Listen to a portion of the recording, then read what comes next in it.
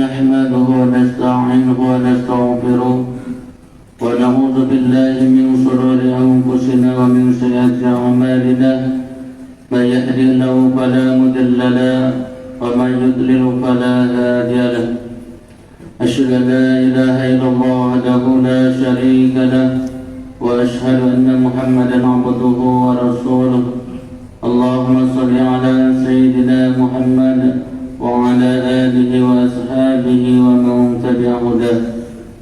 فقال تعالى في كتابه الكريم: أعوذ بالله من الشيطان الرجيم. بسم الله الرحمن الرحيم. يا أيها الذين آمنوا اتقوا الله حق تقاته ولا تموتن إلا وأنتم مسلمون. فقال تعالى: يا أيها الذين آمنوا اتقوا الله وقولوا قولا سديدا يصلح لكم أعمالكم ويغفر لكم ذنوبكم ومن يطع الله ورسوله faqad faza fawzan 'azima. Jemaah-jemaah yang dirahmati Allah Subhanahu wa taala, mari kita bersyukur kepada Allah Subhanahu wa taala yang mana pada hari ini kita masih diberikan oleh Allah kesehatan, kesempatan untuk dapat melangkahkan kaki kita menuju masjid yang mulia ini untuk menunaikan kewajiban kita salat Jumat secara berjamaah. Salawat beriring salam semoga selalu tercurahkan kepada junjungan kita, suri tauladan kita, Nabi besar Muhammad sallallahu alaihi wasallam beserta keluarga, sahabat dan para pengikutnya yang setia hingga yaumil qiyamah. Jemaah Jumat yang dirahmati Allah Subhanahu wa taala, tak lupa juga mari kita meningkatkan ketakwaan kita kepada Allah Subhanahu wa taala dalam melaksanakan segala perintahnya, dan juga kita berusaha bersungguh-sungguh menjauhi apa yang telah dilarang oleh Allah Subhanahu wa taala. Jemaah Jumat yang dirahmati Allah Subhanahu wa taala, kita sudah memasuki bulan Sya'ban, yang dimana banyak di antara kita kaum muslimin sudah mulai meningkatkan intensitas amalia ibadah. Manakala sudah memasuki bulan Sya'ban, memang bulan Sya'ban termasuk bulan mulia, walaupun terletak kemuliaannya tidak seperti 4 bulan yang dimuliakan seperti bulan Rajab, Zulqaidah, Zulhijjah dan Muharram. Lalu kemuliaan bulan Ramadan adalah berdasarkan ayat-ayat Al-Quran dan Al-Hadis secara khusus.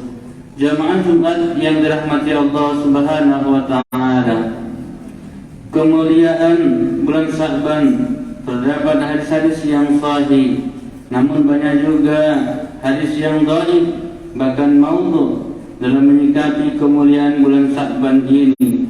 Oleh sebab itu, mari kita lihat kesahihan beramaliyah di bulan Sya'ban.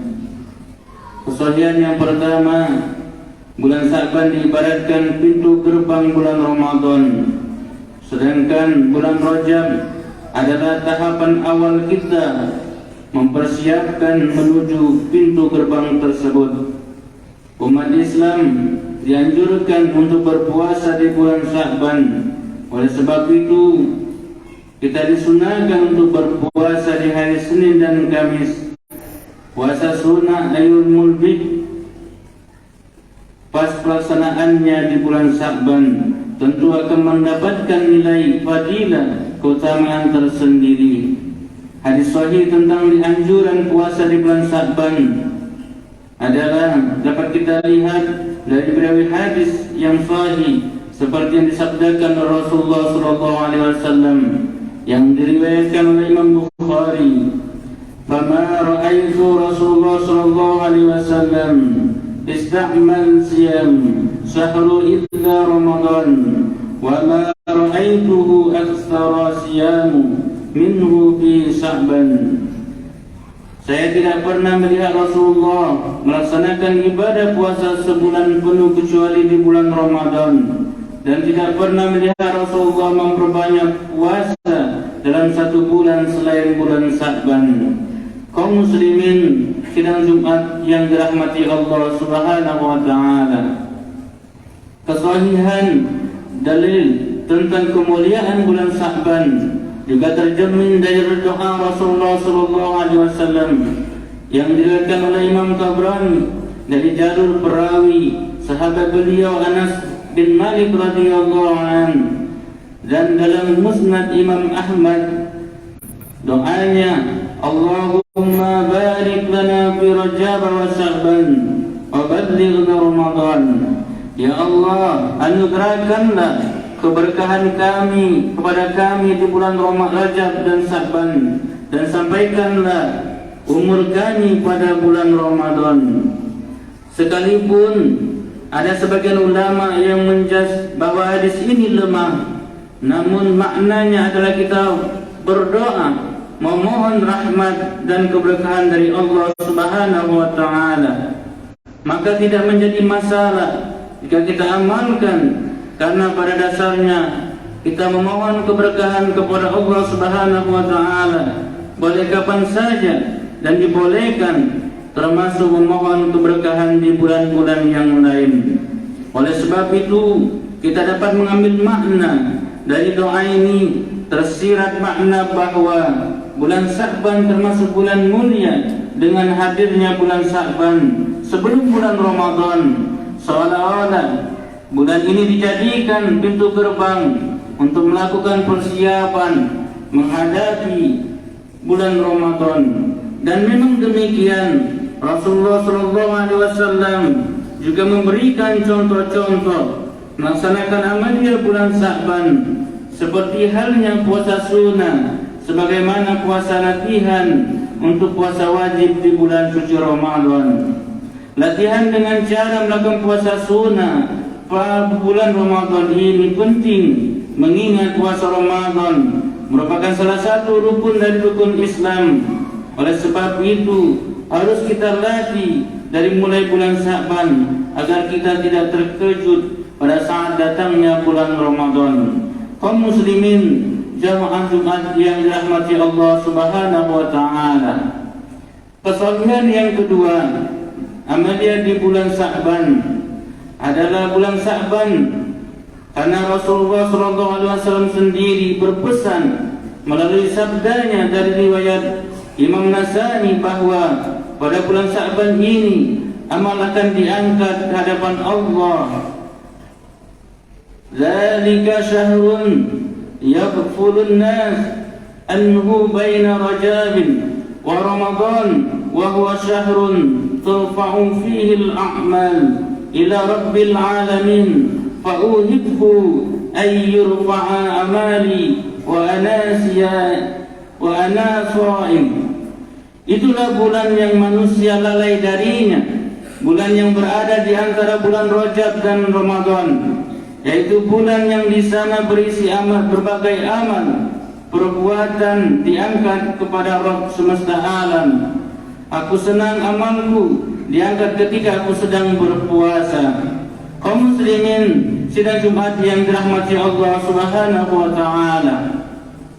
Ibnu Hajar Al-Asqalani menulis dalam kitabnya Al-Fath Al-Bari bahwa hadis ini merupakan dalil keutamaan puasa sunnah di bulan Sya'ban.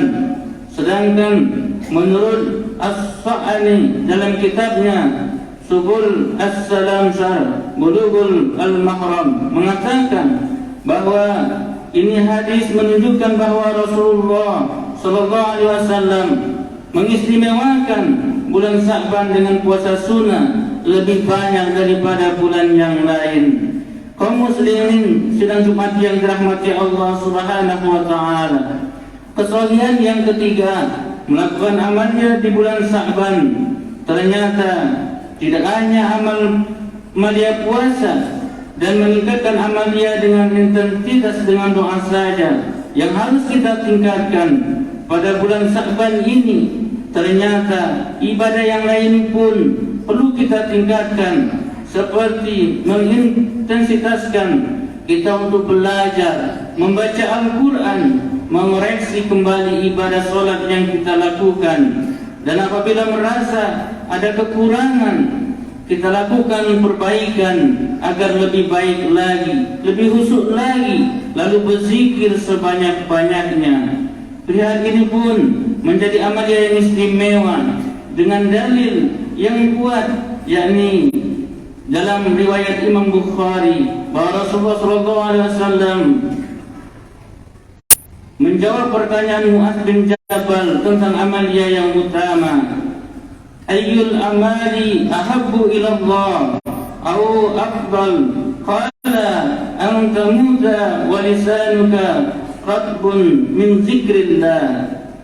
Amalan apa yang paling disukai Allah, atau amalan yang paling utama? Lalu Nabi SAW bersabda, kau meninggalkan dunia dalam keadaan lisanmu basah karena berzikir kepada Allah Subhanahu wa taala.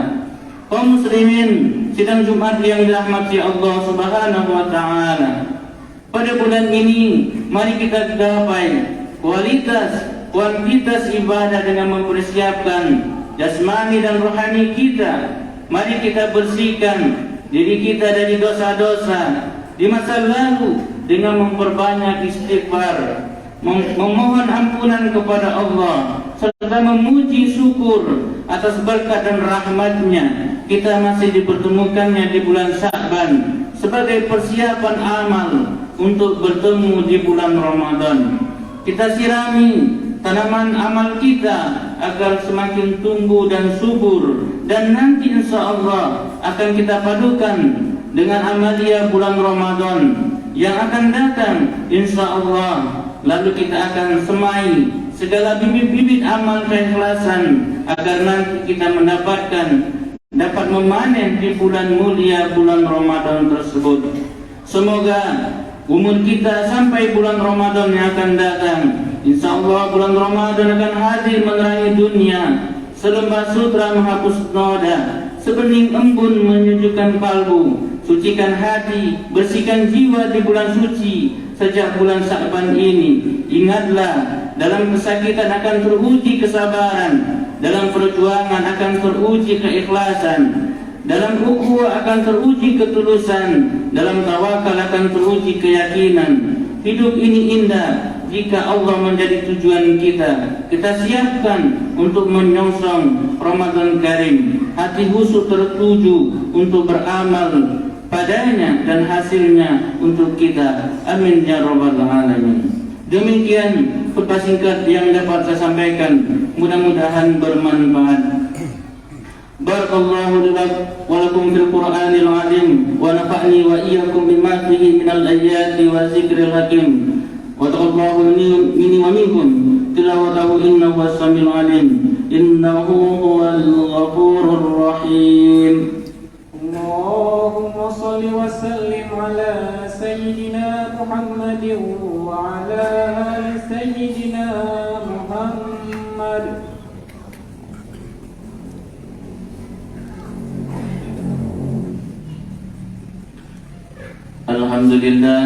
Alhamdulillahilladzi amarna bil ittihad wal imtisam bihablillahi matin. Asyhadu an la ilaha illallah wahdahu la syarika lah, iyyahu na'budu wa iyyahu nasta'in.